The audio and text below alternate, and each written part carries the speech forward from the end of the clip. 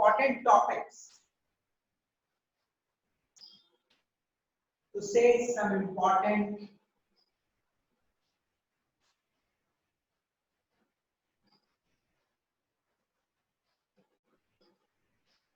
definition.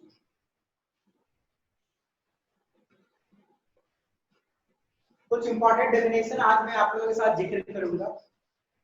तो सबसे पहले उस डेफिनेशन में एक वर्ड आती है that is known as isotopes. Okay, isotopes क्या होता है? एटम्स ऑफ सेम एलिमेंट, एक ही एलिमेंट के एटम्स होने चाहिए। Atoms of same element having same atomic number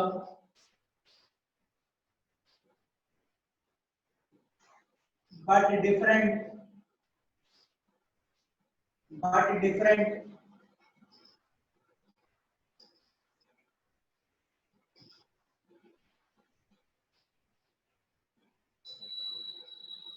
mass number. ध्यान से सुनिएगा मेरी बात को।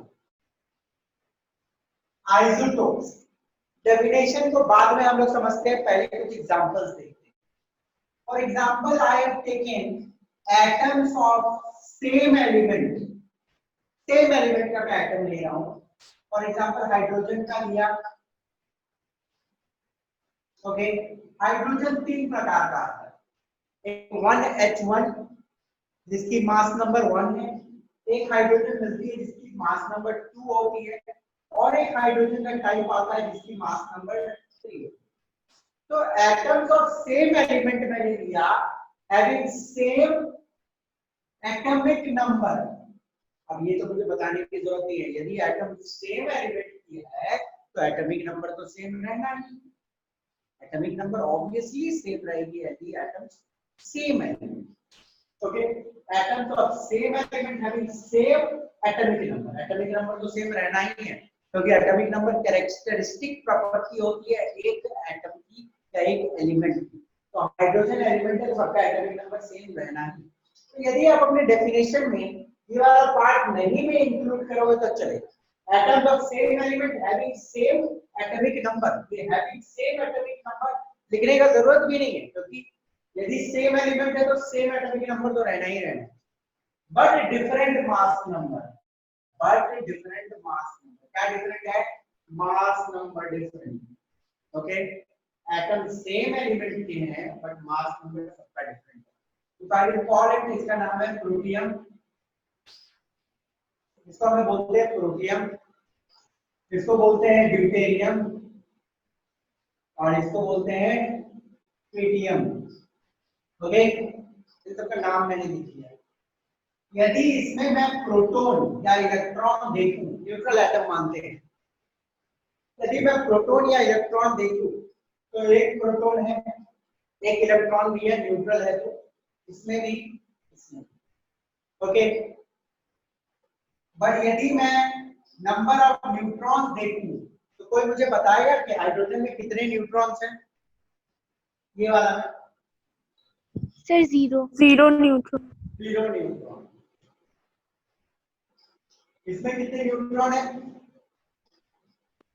Sir one neutron. इसमें कितने न्यूट्रॉन है? Sir two neutron. तो बेटा बोलने का मतलब वेरी सिंपल में है, ये ध्यान दो, but different mass number different है, नो डाउट। बट आइसोटोप्स की जो एग्जिस्टेंस होती है, it's only and only because of difference in neutron. बाकी सारे सब एटॉमिक पार्टिकल सेम रहती है। तो you can also say isotopes are same elements having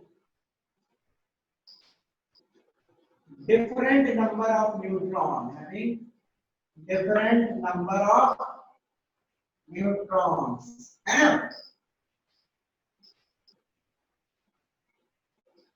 Same elements, okay? Same elements, isotopes are same element, एक ही एलिमेंट रहेगी, but वो एलिमेंट जो रहेंगे अलग अलग एक एक ही, उनका डिफरेंट नंबर ऑफ न्यूट्रॉन्स रहेगा, जैसे आप ओके। तो आइसोटोप्स की आइडिया क्लियर होनी चाहिए। आइसोटोप्स के बारे में और एक जनरल चीज यदि मैं आपसे बात करूं, तो आइसोटोप जो होते हैं उनकी फिजिकल प्रॉपर्टी सेम होगी कि केमिकल प्रॉपर्टी सेम होगी, कोई मुझे बता सकता है? केमिकल प्रॉपर्टी कहीं ना कहीं डिपेंड करता है नंबर ऑफ इलेक्ट्रॉन्स पे, तो नंबर ऑफ इलेक्ट्रॉन्स सब में सेम है, तो आइसोटोप जो होते हैं उनके सेम केमिकल प्रॉपर्टीज होती है, बट फिजिकल प्रॉपर्टी डिफरेंट होती है, ठीक है। Isotopes have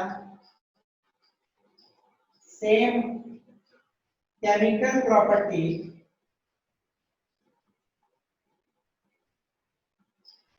but different physical property, ये एक important part है।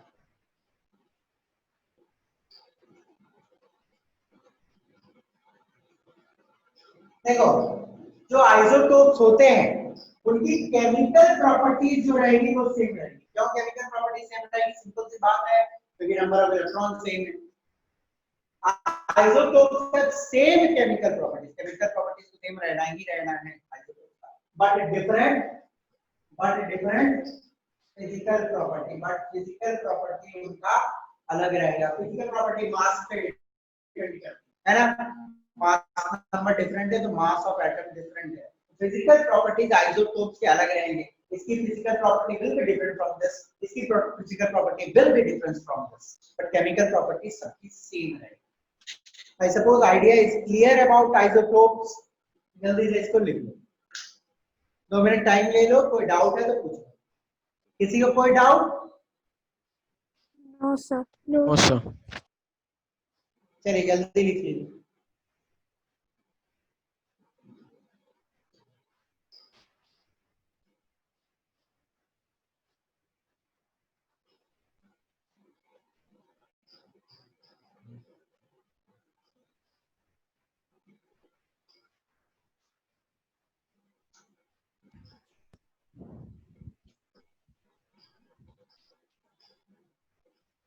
ओके मिटा दो। Yes sir. Yes sir.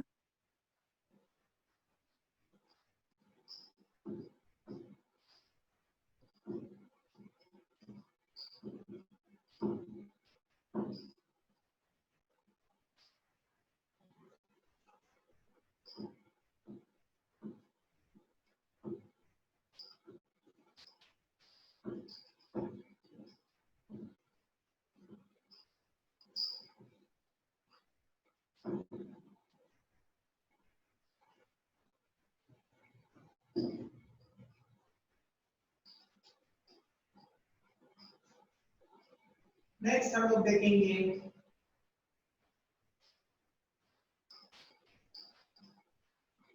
Isobars. Isobars क्या होती है? ये भी एक इंपॉर्टेंट चीज है, एक इंपॉर्टेंट डेफिनेशन है। आइसोबार्स क्या होती है? Atoms of different elements, atoms of different element, अलग अलग एलिमेंट्स के एटम्स रहेंगे, atoms of different elements having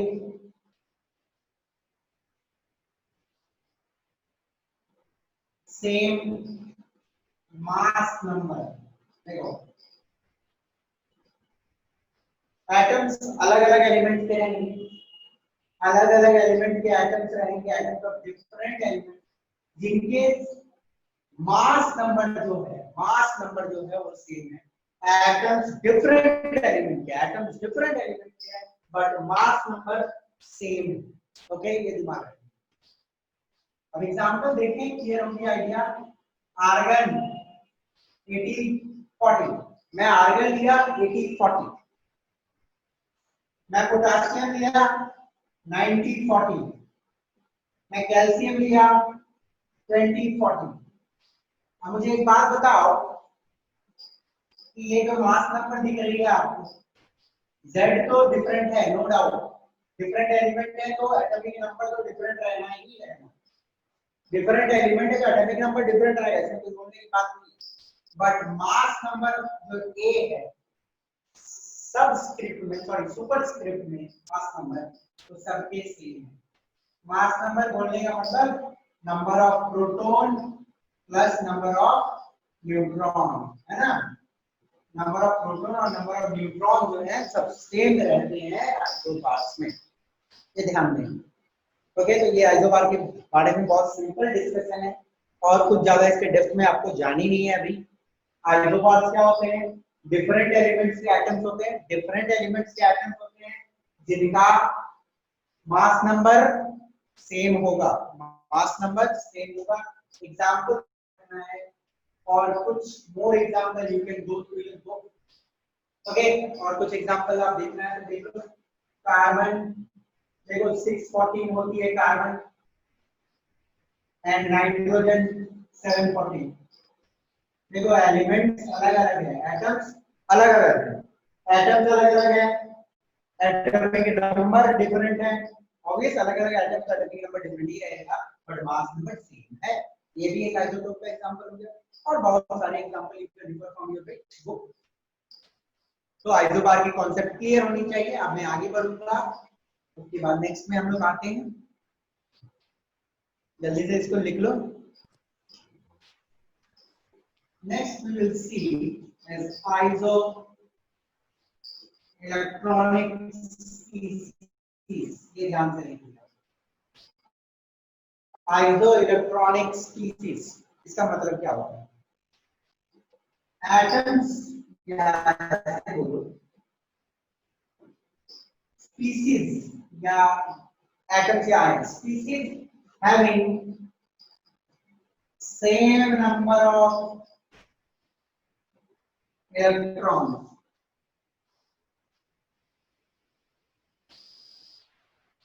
a group of ions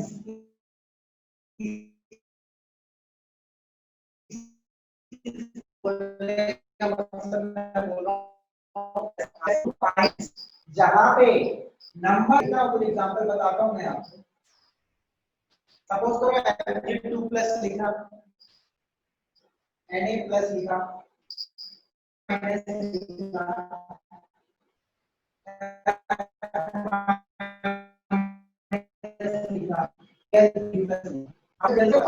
कि इसमें कितनी इलेक्ट्रॉन होगी? सर आउटर मोस्ट शेल में, क्या? आउटर मोस्ट शेल में। नहीं, टोटल पूछ रहा हूँ। आइसो इलेक्ट्रॉनिक स्पीसीज का सर मतलब होता 11। है ऐसे ग्रुप ऑफ आयंस, ये ग्रुप बनाया हमने आयंस का जहां पे सेम नंबर ऑफ इलेक्ट्रॉन सब में रहेंगे। तो सोडियम की एटॉमिक नंबर 11 होती है, इसमें इलेक्ट्रॉन कितने हैं? 11। नहीं, इसमें एक पॉजिटिव चार्ज आपको दिख रहा है, मैंने सर लास्ट क्लास 10। में यस सर 10। लास्ट क्लास में करवाया। 11 है, एक पॉजिटिव चार्ज है, मतलब एक इलेक्ट्रॉन निकल गई। पॉजिटिव चार्ज जितनी आती है उतनी इलेक्ट्रॉन्स निकलती है न्यूट्रल से, है कि नहीं? तो 10 इलेक्ट्रॉन है। मैग्नीशियम की एटॉमिक नंबर 12 होती है, दो पॉजिटिव 10। चार्ज है तो सर 10। 10 इलेक्ट्रॉन्स। 10 इलेक्ट्रॉन। ऑक्सीजन की एटॉमिक नंबर कितनी होती है? Sir 8 sir 8। तो 2 इलेक्ट्रॉन इसमें प्लस एक्स्ट्रा आया है। यदि जितनी नेगेटिव चार्ज आती है उतनी गेन होगा इलेक्ट्रॉन, सर। ये तो 2 इलेक्ट्रॉन आई है तब ना 2 यूनिट नेगेटिव चार्ज बनी है। इसमें इलेक्ट्रॉन 10, 10। इसमें 10 10 सर। एक यूनिट तो 10 इलेक्ट्रॉन, और इसमें भी 13 होती है एल्युमिनियम की, 3 इलेक्ट्रॉन निकली है तो 10 इलेक्ट्रॉन। 10। आप क्या देख रहे हो, सब में जितने भी पड़े हुए हैं सब में नंबर ऑफ इलेक्ट्रॉन जो है सेम है। अब नंबर ऑफ इलेक्ट्रॉन सेम रहेगी उस ग्रुप को हम लोग बोलते हैं आइसो इलेक्ट्रॉनिक स्पीसीज। ओके, क्या बोलते हैं? Iso electronic species. तो होती तो बहुत सारे हैं, आइसो डाइफर्स होते हैं, यानी बहुत सारे होते हैं, बट सिंपल वाले आप देख लो, बाद में देखेंगे अलग अलग आइसो डाइफर्स, आइसोस्टर्स, बहुत चीज होते हैं, बट आपको उतनी डेप्थ में नहीं देखनी है, 3 4 5 देख लो काफी है। Isotopes, isobars, iso electronic species, iso neutronic species, isoneutronic species भी होते हैं। ये क्या होते हैं? Atoms having same number of atoms having same number of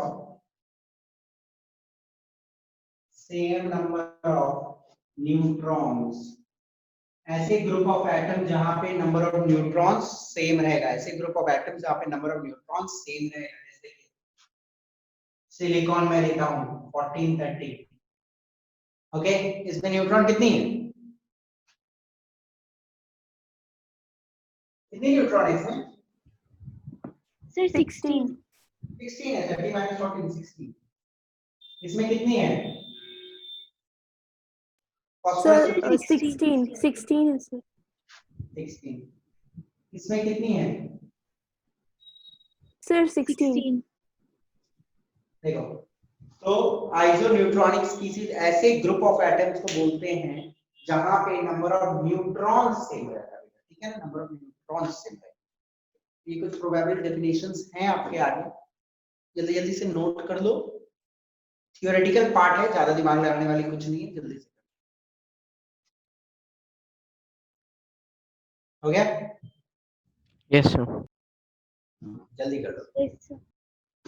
take your time. Yes sir.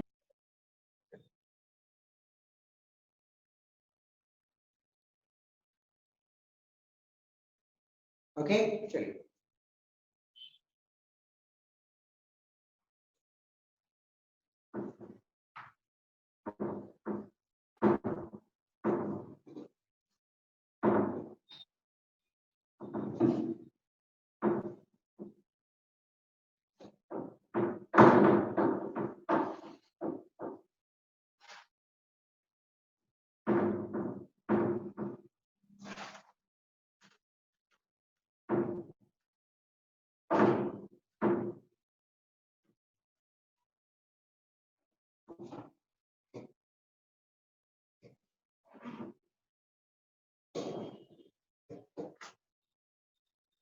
चलो अब नेक्स्ट हम लोग आते हैं electronic configuration. Will come to electronic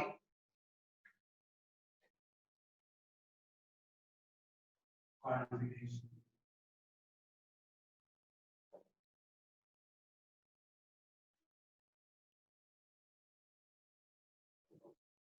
ठीक है,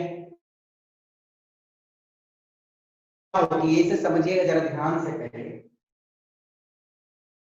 the number of the filling of electrons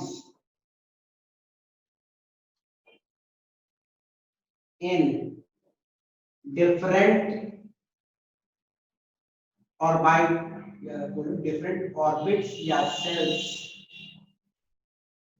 okay, the filling of electron in different orbits या cell is known as electronic configuration। इसी मतलब इलेक्ट्रॉनिक, ठीक है। इलेक्ट्रॉन किस प्रकार से अलग अलग ऑर्बिट्स या सेल्स में भरा हुआ है, उसे बोलेंगे हम लोग इलेक्ट्रॉनिक कन्फिगरेशन। ओके, या ऐसे भी बोल सकते हो the representation of filling of electron in different orbits या shell is known as electronic configuration. ठीक है, तो इलेक्ट्रॉनिक कन्फिगरेशन क्या होती है कि इलेक्ट्रॉन किस तरह से अलग अलग घरों में भरी हुई है, मैं आपको दिखाऊंगा। ओके,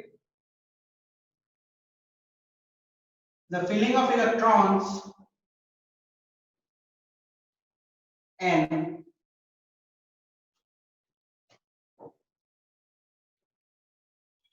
in different orbits या cells बोलो, in different cells are governed by भोर भड़ी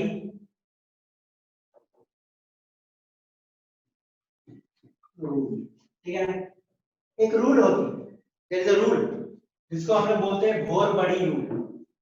there is a rule that is known as भोर बड़ी रूल। ये रूल क्या बोलता है कि इलेक्ट्रॉन्स को किस प्रकार से फिल करना है अलग अलग सेल में। उस रूल को हम लोग बोलते हैं बोर बड़ी रूल। बोर बड़ी रूल क्या है? इलेक्ट्रॉन्स किस प्रकार से अलग अलग सेल्स में या अलग अलग ऑर्बिट्स में बढ़े हुए रहेंगे। ओके, तो बोर बड़ी रूल का जो पहला रूल बोलता है the number of electron the number of electron the number of electron in an orbit is given by 2n square. Okay, the number of बोलने से याद रखना the max number मतलब maximum number of electron जो एक orbit में आप रख सकते हो is given by the formula 2n square और n is shell number। n क्या है? शेल का number. Okay, n is shell number। Maximum electron एक पर्टिकुलर ऑर्बिट में जो आप हटाओगे is given by the formula 2n square और n is shell number। Okay, तो चलो यदि मैं बात करूं आपसे k cell का, if I will talk about k cell और k cell, तो k cell का सेल नंबर कितना होता है? कोई बताएगा मुझे? 1 होता है k cell n is equal to 1 है ना। तो कितने इलेक्ट्रॉन होंगे? 2 into 1 square 2n square formula होता है। 2 n की जगह मैंने 1 डाला 1 square 2 1 square 1 2 बन गया 2। तो मैक्सिमम इलेक्ट्रॉन जो आपके सेल में जो डी बोर का अलग अलग ऑर्बिट है के सेल एम सेल, तो मैक्सिमम नंबर ऑफ इलेक्ट्रॉन जो पहला सेल या के सेल में हटेगा इज 2। ठीक है ना। और एन सेल में जिसका एन का वैल्यू देखो ध्यान से, एन सेल को बड़ा एन से डिनोट करते हैं और एन सेल जो एन होता है छोटा एन इज इक्वल टू 2, मतलब सेल का नंबर जो है छोटा एन से डिनोट करते हैं वो 2 होता है। वो कितना होगा? 2 into 2 स्क्वायर कितना हो गया? 8 2 स्क्वायर 4 4 टू 8 8 इलेक्ट्रॉन मैक्सिमम हट सकता है दूसरा सेल में। तीसरा ओके सॉरी दूसरा सेल को हम लोग एल लिखते हैं, एन नहीं, दूसरा सेल इज एल के L, the second shell is L. फिर M shell n is equal to 3। ओके, m सेल की n की वैल्यू 3 होती है। कितना होगा? 2 into 3 square 9 9 to 18 18 इलेक्ट्रॉन आ सकते हैं इसमें। n shell n equal to 4 होती है। ओके, n shell n equal to 4 होती है, that is 2 into 4 square is 16 32 32। ठीक है, तो पहला सेल में 2 इलेक्ट्रॉन, दूसरा सेल में 8 इलेक्ट्रॉन, तीसरा सेल में 18, चौथा सेल में 32 इलेक्ट्रॉन मैक्सिमम होता है। ये रूल बोलता है बहुत बड़ी। सेकंड रूल क्या है? इलेक्ट्रॉन्स आर फिल्ड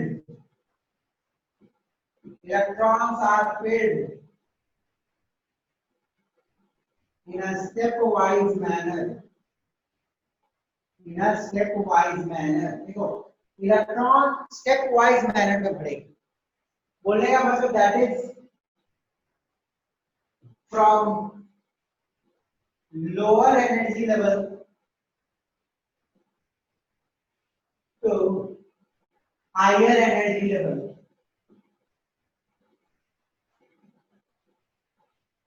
देखिएगा ए सेल में सबसे लोएस्ट एनर्जी लेवल है, L shell next energy level बढ़ा उससे, एम सेल और उसके बड़ा एनर्जी। जैसे बाहर जाते हो तो एनर्जी सेल की बढ़ती चली जाती है। ओके, तो इलेक्ट्रॉन जो बढ़ती है electrons are filled in a stepwise manner में बढ़ती है इलेक्ट्रॉन एक एक स्टेप करके। वैसे लोअर एनर्जी से हायर एनर्जी है ना, पहले पहला सीढ़ी फिर दूसरा सीढ़ी फिर तीसरा सीढ़ी ऐसे चढ़ना है इलेक्ट्रॉन। ठीक है, पहले पहला सेल दूसरा सेल तीसरा सेल, ऐसा नहीं कि पहले आप पांचवा सीढ़ी चढ़ोगे फिर पहला सीढ़ी चढ़ोगे, ऐसा थोड़ी होगा।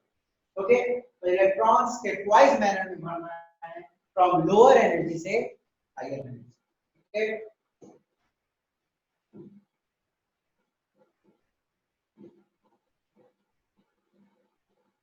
maximum number of electron that can be accommodated. Maximum number of electron that can be accommodated in the last cell. Yes, in the outermost cell.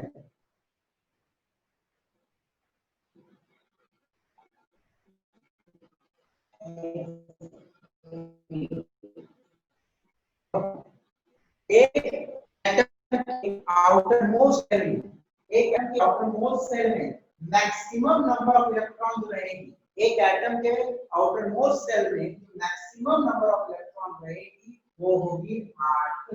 8 से ज्यादा outermost cell में वो नहीं रह सकते। ओके, इसके कुछ रूल्स है क्यों 8 से ज्यादा नहीं रख सकते वो बाद में आपको पता चलेगा सिग्नल क्लासेस में। पर ये जान लो मैक्सिमम नंबर ऑफ इलेक्ट्रॉन जो एकोमोडेट किया जा सकता है वो 8 है। उसको एक से आगे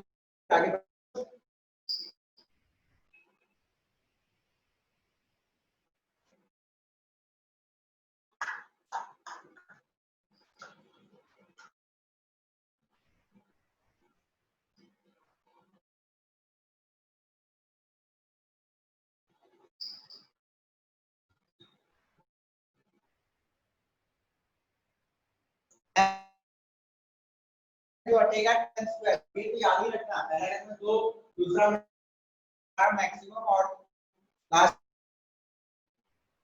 स्टेप वाइज करना है। पहला, दूसरा, तीसरा और लास्ट घर यदि आ गया तो उसमें 8 से ज्यादा नहीं है। चलिए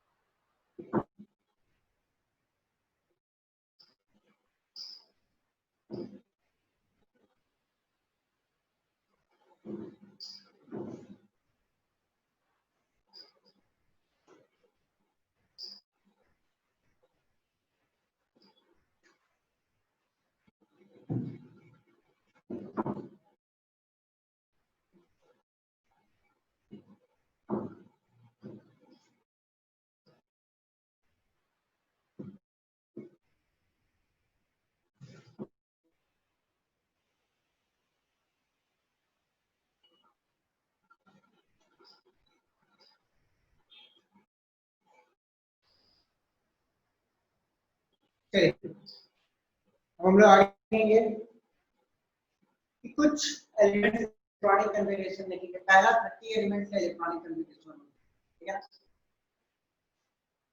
तो नेक्स्ट टॉपिक जो मैं बता रहा हूँ electronic configuration of first 20 elements. Okay, first 20 elements के इलेक्ट्रॉनिक कन्फिगरेशन हम लोग देखेंगे। बट एक देखिएगा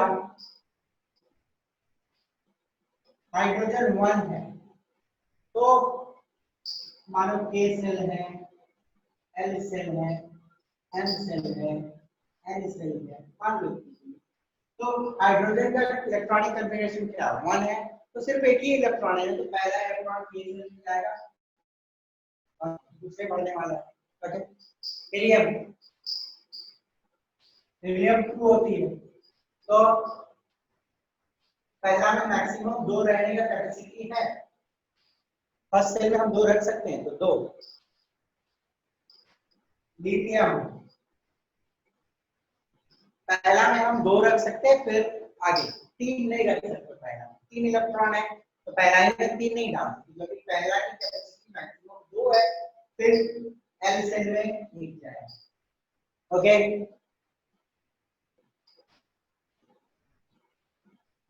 बोरोन सॉरी बेरिलियम 4 है, बेरिलियम इज 4 तो क्या होगा जल्दी बताओ। Sir, first cell 2, First shell में 2 second cell और 2. shell पहली में 2 जाएगी और सेकंड में भी 2 जाएगी। ओके, बोरोन,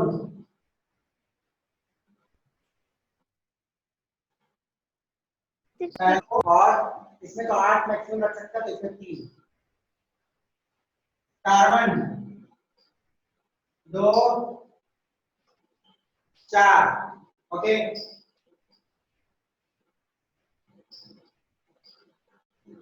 2 5 2 6, ओके, 2 7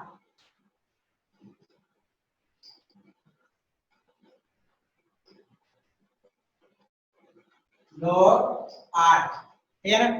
ये हो गया आपका पहला 10 एलिमेंट का। अब चलो और 10 एलिमेंट भी देख लेते हैं हम लोग। Okay, A L M N, okay, तो नियॉन के बाद कौन आता है? Sodium. सोडियम। सोडियम 11 है, जल्दी बताओ कैसे बढ़ेगा? Sir, 281.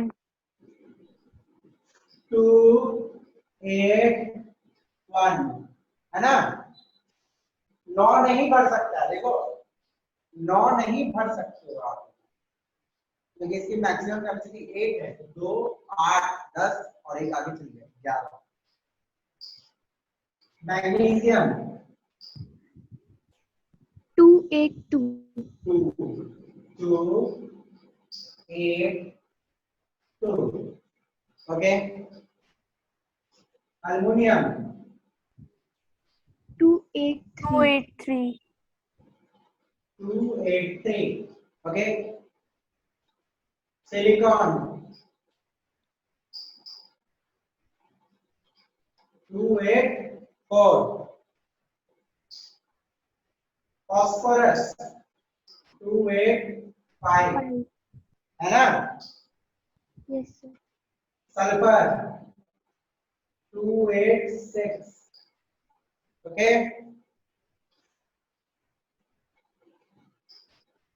287,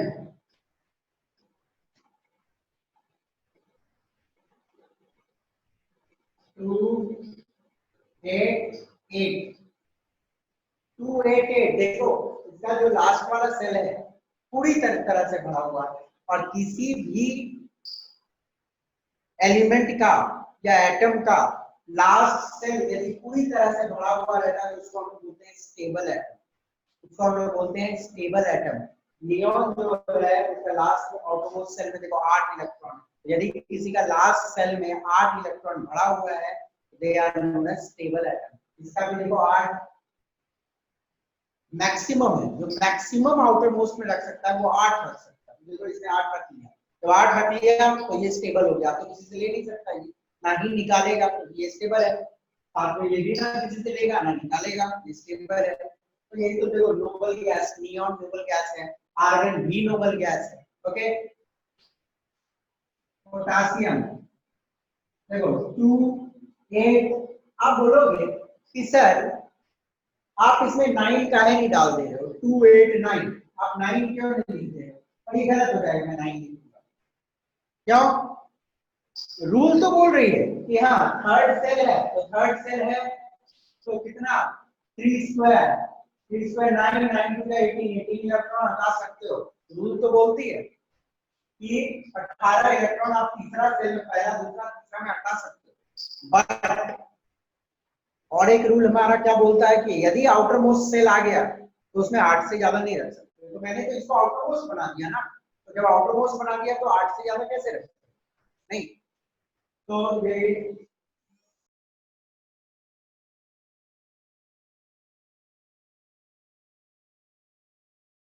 Sir, your audio is. Okay, तो 2881 ध्यान में रखना है, 2881 पोटासियम 2 8 10 18 1 19, कैल्शियम 2 8 10 10 और 8 18 और 2 20। अब इसमें बोलोगे 10 क्यों नहीं रख रहे हो सर?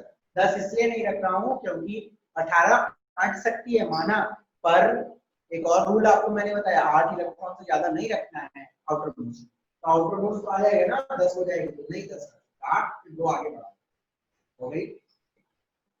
तो आई सपोज पहले 10 एलिमेंट्स की इलेक्ट्रॉनिक कॉन्फ़िगरेशन आपको पहले 20 की क्वाइट क्लियर हो गई होगी। जल्दी से इसको लिख लो।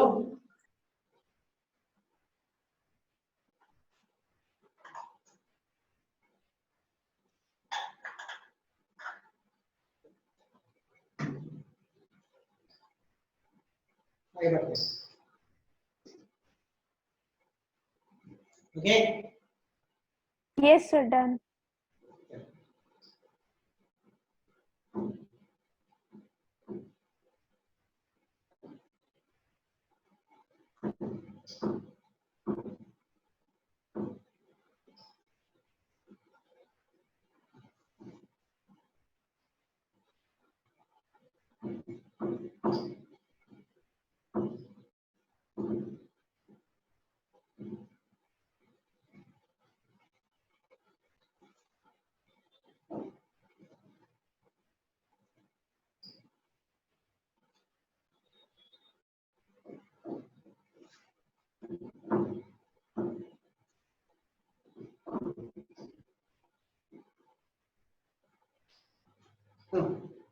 अब देखिए आपके स्कूल एग्जामिनेशन में और एक क्वेश्चन पूछा जाता है, और स्कूल एग्जामिनेशन छोड़िए, कॉन्सेप्ट वाइज भी आपको जाननी चाहिए।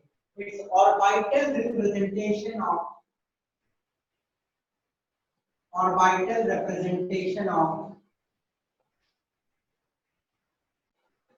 distribution of electron,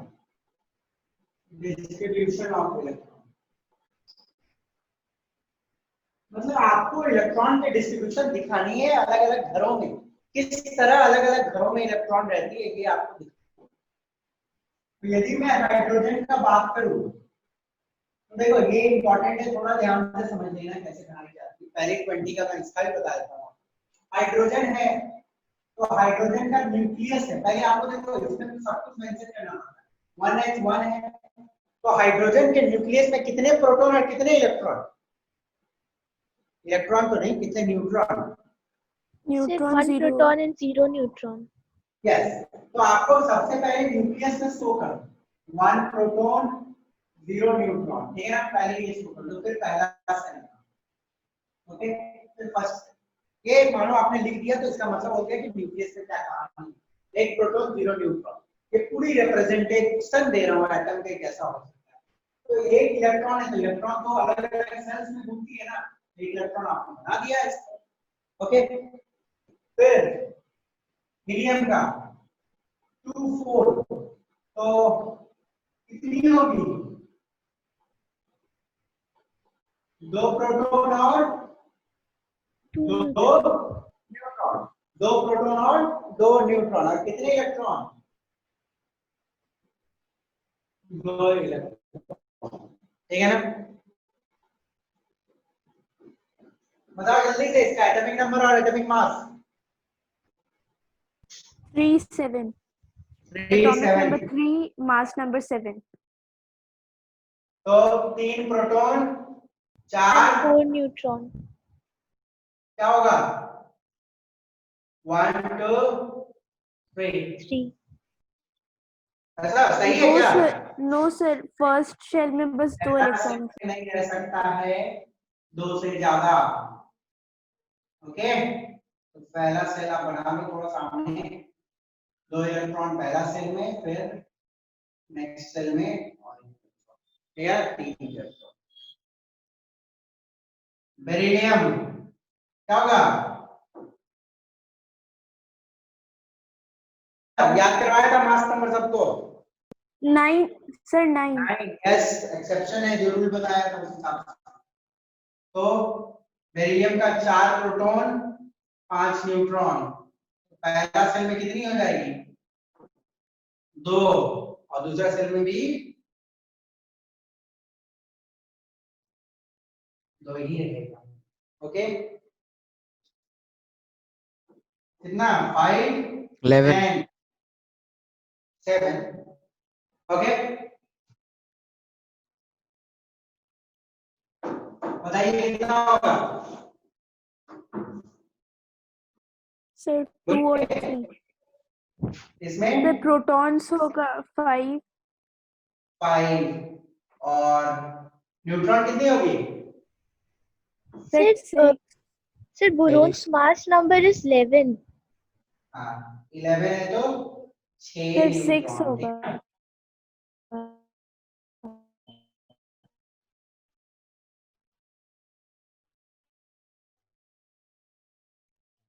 6 ने 2, दूसरा है, ठीक है ना? तो hydrogen, helium, lithium, beryllium, boron, फिर कार्बन 6 12, तो क्या होगा? 6 प्रोटॉन 6 6 neutron. न्यूट्रॉन। ओके, 2 और इसमें कितनी? 4। Okay, nitrogen Sir, 7 7 and 4. 14, 7 proton 7 7 neutron, neutron. 7 neutron. 2 इसमें कितना कितना होगा? 7 है तो 2 2 4, ठीक है ना? ऑक्सीजन अब आप लोग बना सकते हो, मैं उतना नहीं बताऊंगा। 8 प्रोटॉन 8 न्यूट्रॉन, 8 neutron. ठीक है ना? 2 और फिर इसमें कितनी? 2 2 4 और 2 6, है कि नहीं? आई सपोज आप ऐसे डायग्राम बना सकते हो। 20 तक डायग्राम प्रैक्टिस कर लेना। थोड़ी ध्यान देना है आपको कैल्शियम वाला पे और पोटेशियम वाला पे, गलती नहीं करना है। कैल्शियम जो 20 रहती है और 40 रहती है, तो ध्यान देना। 20 प्रोटॉन 20 न्यूट्रॉन, तो पहला में कितना? 2, ठीक है ना? इसका इलेक्ट्रॉनिक कॉन्फ़िगरेशन ध्यान है ना, 282 होती है 2, फिर 8, ठीक है ना? फिर एक और आएगी,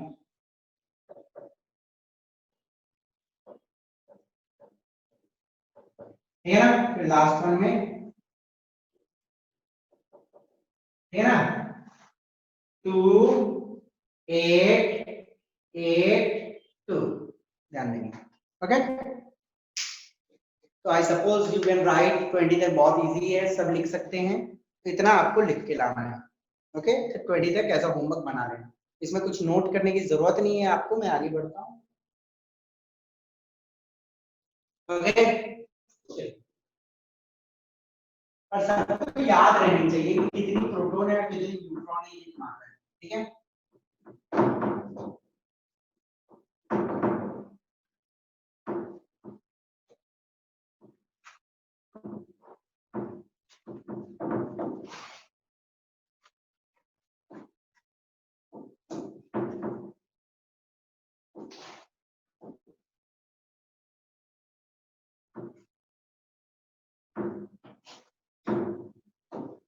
गॉट इट? तो ये तो कहानी हो गई आपकी इलेक्ट्रॉनिक कॉन्फ़िगरेशन की, इलेक्ट्रॉन किस तरह बढ़ेगी, और एटॉमिक मॉडल्स हम लोगों ने सारा देख ही लिया। तो सबसे पहले हम लोगों ने खोज किया था इलेक्ट्रॉन का।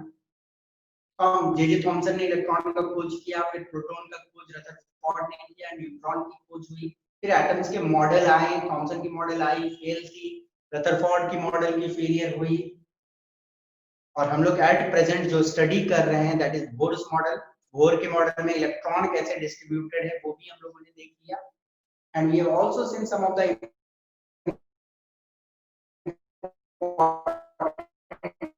टर्म्स रिलेटेड डाल्टन की थ्योरी। मैंने सबको बोला था डाल्टन की थ्योरी क्या बोलती है? Atoms of same elements are same in all respect.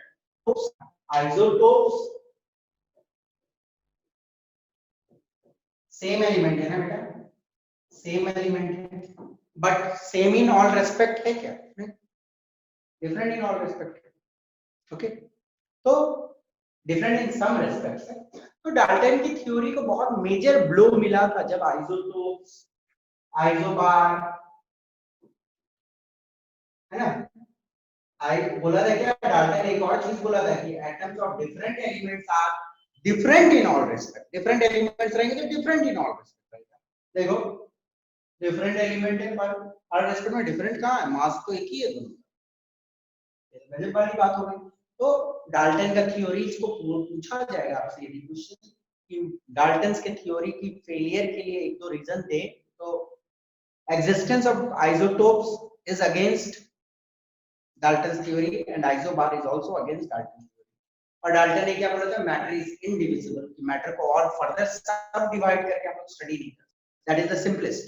उन्होंने बोला था मैटर की जो सिंपलेस्ट पार्ट है वो एटम है, मतलब एटम को आप फर्दर सब डिवाइड नहीं कर, but atom further subdivisible है, हमें ये मालूम चला। Okay, we have studied about that.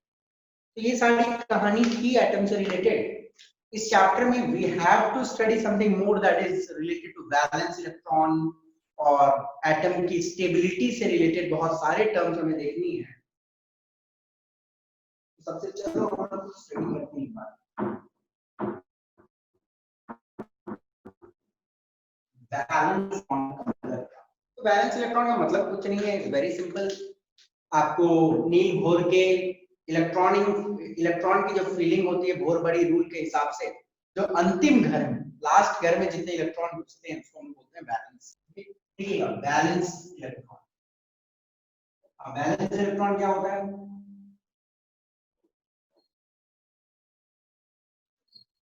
the number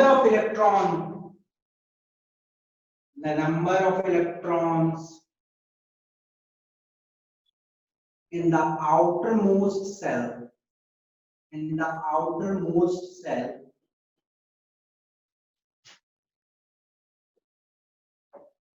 of an atom is known as valence electron। Okay, और वैलेंस इलेक्ट्रॉन की स्टडी बहुत इंपॉर्टेंस रखती है वैलेंस इलेक्ट्रॉन की स्टडी, क्योंकि वैलेंस इलेक्ट्रॉन कहीं ना कहीं सारे केमिकल प्रॉपर्टीज को वैलेंस इलेक्ट्रॉन डिसाइड करता है। तो वैलेंस इलेक्ट्रॉन का वेरी सिंपल डेफिनेशन, कितने सारे electrons, number of electrons outermost shell में कितने हैं, आउटर मोस्ट सेल में कितने इलेक्ट्रॉन हैं, उसको हम बोलेंगे वैलेंस इलेक्ट्रॉन। जैसे एग्जांपल के तौर पे देख लिया जाए कैल्शियम, तो आपको सबसे पहले क्या लिखना है, इलेक्ट्रॉनिक क्लासिफिकेशन। तो 8 देखो वैलेंस इलेक्ट्रॉन कितने हैं, 2 है। तो वैलेंस इलेक्ट्रॉन कैल्शियम में 2 है। वैसे किसी का और पूछ लिया है, जैसे नियॉन 28, तो valence electron 8। Okay, got it, understood. अब एक बार स्टडी करूं मेटल्स के बारे में,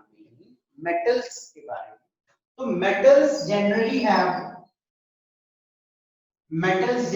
have 1, 2 or 3 electrons in their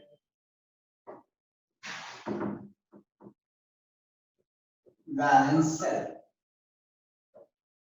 देखो जो मेटल्स होते हैं उनकी जनरली जो वैलेंस इलेक्ट्रॉन होती है वो 1, 2 या 3 रहेगी। ओके, 1, 2 या 3 रहेगी वैलेंस सेल में। मेटल्स जनरली हैव 1, 2 और 3 electrons in their valence shell. Valence shell में मेटल्स की जनरली 1, 2 या 3 इलेक्ट्रॉन देख सकते हो। जैसे सोडियम एक मेटल है, आप सभी को मालूम है, 281 है ना, वैलेंस इलेक्ट्रॉन 8 हो गई, सॉरी 1 हो गई। मैग्नीशियम 12 में 282, 2 वैलेंस इलेक्ट्रॉन। एल्युमिनियम 13 हो, 283, 3 वैलेंस इलेक्ट्रॉन। सब मेटल है, सोडियम, मैग्नीशियम, एल्युमिनियम सब मेटल्स हैं। ओके, अब यदि नॉन मेटल्स की बात की जाए, नॉन मेटल्स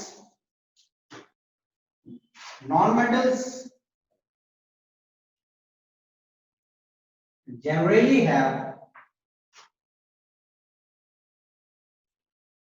6, 7 मैं बोलता हूँ 5 6 7 5 6 और 7 इलेक्ट्रॉन्स in their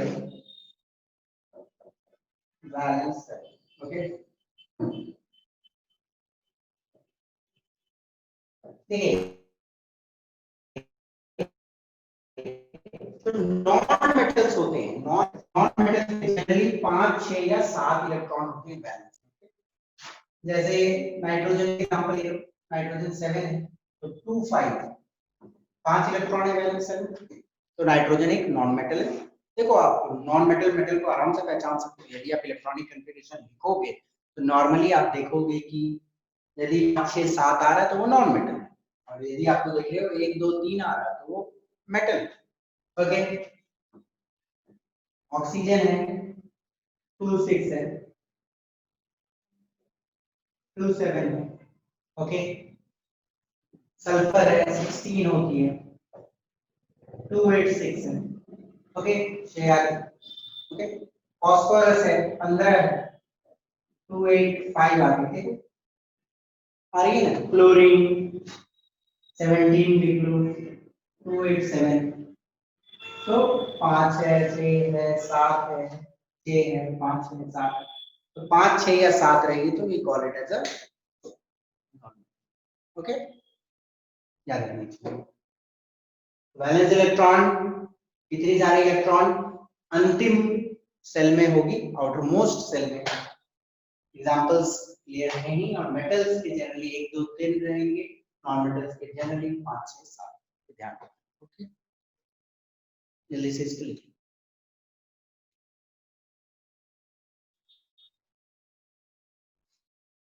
ओके, चलिए हटा दो। Yes, sir. मैंने एक और चीज आप लोगों को बताया था अभी थोड़ा देर पहले कि चलो ये डिस्कशन तो मैं नेक्स्ट क्लास में करूंगा, पर थोड़ा सा एक रफ इनसाइट डाल दूं दिमाग में कि मैंने आप लोगों को लास्ट क्लास अभी बताया था, लास्ट क्लास में अभी बताया था कि यदि किसी के लास्ट घर में 8 इलेक्ट्रॉन्स रहती है, लास्ट घर में 8 इलेक्ट्रॉन्स रहती है, तो that is the site of stability. यदि किसी की लास्ट घर में 8 इलेक्ट्रॉन रहती है तो that is the site of stability, वो चीज स्टेबल होगा। अब देखो इसकी लास्ट घर में 3 इलेक्ट्रॉन है, इसकी लास्ट घर में 1 इलेक्ट्रॉन है, ये लास्ट घर में 2 इलेक्ट्रॉन है। तो दुनिया में हर चीज स्टेबिलिटी चाहता है, हर चीज कोशिश करता है कि मैं स्टेबल बनूं, तो ये भी कोई एक्सेप्शन नहीं होगा, ये भी स्टेबिलिटी चाहता होगा। तो कहानी यहाँ है कि सोडियम को स्टेबिलिटी चाहिए, मैग्नीशियम को चाहिए, एल्युमिनियम को स्टेबिलिटी चाहिए, तो ये स्टेबिलिटी क्या करेगा? So they will lose electrons. या तो किसी से लूज करे या सॉरी या तो किसी से गेन करे या तो लूज करे। बट यहाँ पे ये गेन करता है यदि, तो इसको 7 गेन करना पड़ेगा। 7 किसी से गेन करेगा तब लास्ट में उसका 8 होगा। इसको 6 गेन करना पड़ेगा, इसको 5 गेन करना पड़ेगा यदि स्टेबल होना है गेन कर। बट ये और एक तरीका अपना सकता है कि यदि ये एक को निकाल दे, एक को निकाल दे, एक को निकालेगा तो 1 यूनिट पॉजिटिव चार्ज आएगी नो डाउट, तो एक निकालने से भी लास्ट में तो 8 ही पार्ट बच रहा है, एक निकालने से भी लास्ट घर में 8 होगी, तो that is the site of stability. तो सोडियम एक इलेक्ट्रॉन लूज करना पसंद करेगा, ना कि 7 इलेक्ट्रॉन गेन करना पसंद करेगा। बड़ी मुश्किल वाला बात है, 7 इलेक्ट्रॉन गेन करो, 7 चीज कहीं से जुगाड़ो, उससे अच्छा है कि एक निकाल दो, वो पसंद आप करोगे, है कि नहीं? जो चीज आसान होगा वही काम ना होगा। तो एक लूज करना आसान है, तो सोडियम एक लूज करना पसंद करेगा, तो लास्ट में 8 हो जाएगी। ये भी 5 इसको गेन करना पड़ेगा यदि लास्ट में 8 लाना, पर उससे अच्छा ये प्रेफर करेगा कि इनको मैं हटा दूं और 3 पॉजिटिव चार्ज दे रहा हूं। Okay, understood? तो ये Yes, sir. लूज करना पसंद करेगा, सिमिलरली ये 2 लूज करना पसंद करेगा। अब ये 5, तो आप बोलोगे कि सर, या इसी का एग्जांपल देख लो सल्फर का, कि सर इसका लास्ट में 6 है, तो 8 दो रास्ते से कर सकते हैं, या तो 2 गेन कर ले या तो 6 और निकाल दे। 6 निकालना इज अ टफ टास्क, सच्चा 2 गेन कर ले, 2 गेन कर ले तो 2 यूनिट इसके नेगेटिव चार्ज आएगी, इसमें 3 गेन होगा तो 3 यूनिट नेगेटिव चार्ज आएगी। स्टेबल 1 गेन करेगा तो 1 यूनिट नेगेटिव चार्ज आएगी, तब स्टेबल।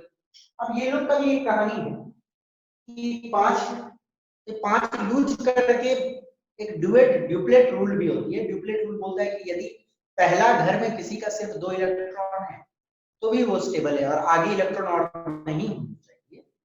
ड्यूप्लेट रूल बोलता है, वो देखेंगे नेक्स्ट क्लास में रहने। तो ड्यूप्लेट रूल क्या होता है? तो नाइट्रोजन 5 है तो 3 गेन करना चाहेगा, यदि 2 गेन करना चाहेगा, 1 गेन करना चाहेगा, क्योंकि नियरेस्ट नोबल गैसेस है। नेक्स्ट क्लास में with reference to noble gases, actually noble gases जितनी भी है, helium, neon, argon, krypton, xenon, radium, इन सबका इलेक्ट्रॉनिक कॉन्फ़िगरेशन आप लिखोगे तो आपको पता चलेगा कि सबके अंतिम घर में आप लिख के लाना, ट्राई करना, सबका लिखना, हीलियम, नियन, आर्गन, क्रिप्टन, ज़ेनन और रेडियम। ओके, मैं सबका एटॉमिक नंबर लिख दिया आपके लिए, ठीक है? 2 है, 8 है, 18 है, 36 है, 54 है।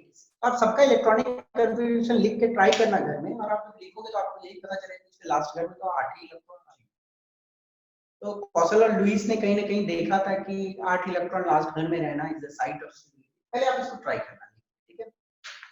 मैंने दे दिया है सबका एटॉमिक नंबर, ट्राई करना एक बार। नेक्स्ट क्लास में वी विल बिगिन कि नोबल गैस क्यों स्टेबल होती है और क्यों सब नोबल गैस के जैसा बनना चाहता है। एक्चुअली ये एक यूज करेगा तो किसके जैसा बन जाएगा? 2 8 सॉरी इट्स नियॉन का 10 होगा।